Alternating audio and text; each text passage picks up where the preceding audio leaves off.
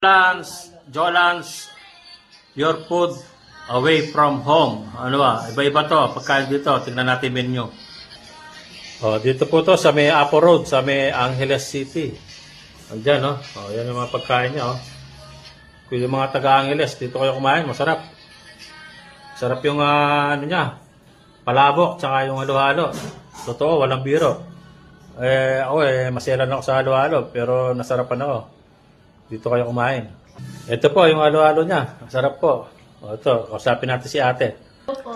Ate, ano kayo dito sa Jolans? Kayo po yung may-ari o cook? Stop lang po. Stop. So, ano pong sikreto nyo sa masarap na palabok tsaka sa halo-halo? Pagmamahal po. Pagmamahal. Kaya pala mahal yung halo-halo niya. Kaya pala mahal parang diesel pagmamahal. Ano te? So, i-shoutout nyo yung ano nyo. Shoutout kamo, Jolans, Shoutout po yung Jolans Food Hub po namin. Saan matatagpuan yan? Dito po yan sa Apo Road, Angeles City.